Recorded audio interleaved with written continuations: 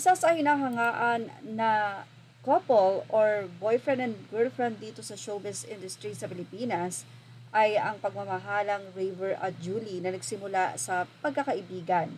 Yung kanilang samahan sa programa sa GMA hanggang sa naging sila. Kaya naman, minsan ay hindi na daw maganda yung pagiging makulit ni Raver kay Julie, kung saan kamakailan lamang ay nag-viral ito at todo tanggol nga itong si Julie sa kanyang boyfriend dahil kung mayroon mang higit na nakakakilala kay Raver ay walang iba kundi si Julie dahil sila ang mas madalas na magkasama.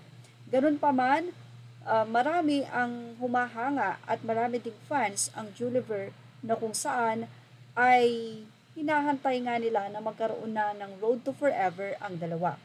Ngayon kasi sa showbiz, ang dami nang nagpapakasal. Kaya ang mga fans nila Julie at Raver ay nag-aantay na rin kung kailan nga ba ikakasal itong dalawang ito. Hindi naman daw kasi maikakaila na bagay at very much in love nga si Julie kay Raver at ganoon din naman si Raver kay Julie. At pareho ngang talented ang dalawa.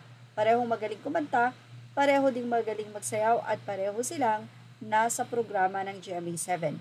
Kaya naman stable na rin pagdating sa financial, kaya ano pa daw ba ang hinihintay ni na Raver Cruz at Julian. At ito lamang ay tila nabash pa itong si Julian San Jose nang tila parang magparinig na nga daw ito kay Raver Cruz about sa marriage, na kung saan ay parang hindi pa ino-offer nitong si Raver kay Julie. Sa naging update ng Bulgar, spotted nga daw sina Julian San Jose at Raver Cruz sa Shifan Old Street sa Taiwan na isinulat ang mga wishes nila sa Sky Lantern. Makikita sa Sky Lantern ni Julie ang mga wishes niyang happiness, health, wealth, peace, promotion, marriage, and safety at career. At doon, syempre, ang nag-comment ay isang netizen na halatang basher. Sa All Out Sunday, ayos, mukhang hiyang-hiya ka nung nagparinig about marriage. Kailan kaya magigising si Julie? Say naman nitong basher. Kaya naman agad-agad to the rescue ang boyfriend ni Julie na si Raver at sinabi niyang, troll account, attend ka sa wedding namin ah. Yan nga ang pag-invite nitong si Raver. Paano kaya kung umattend nga ang nasabing troll? Say naman ng mga fans ng Juliver, bitter mo ha? Kasali ka ba sa relasyon nila?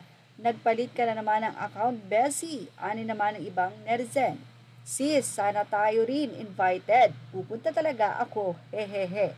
Ikaw ang kailan magigising sa katotohanan na inggitera ka. Kailan ka magigising na si Raver ang mahal niya at hindi yung idol mo. Oo, tama yan Raver. Invite mo sa kasal nyo ni Julie ang basher mo. Doon sila tatahimik. Inggitin mo sa pagmamahal nyo ni Julie. Oh well, hindi kaya nahiya si Basher sa pagmamaasim niya kay Reverend Julian matapos siyang imbitahin sa kasal ng dalawa. Teka, kailan nga ba yan? Juliver, at baka naman pwedeng mag-invite o ma-invite rin kami.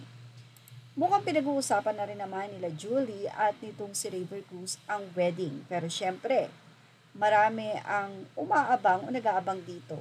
Ang tanong, ito ba babalita nila or for family lamang? Yan ang ating abangan. At yan ang ating Showbiz Snob update. Images for all credit to the rightful owners. And thank you for watching Showbiz Snob.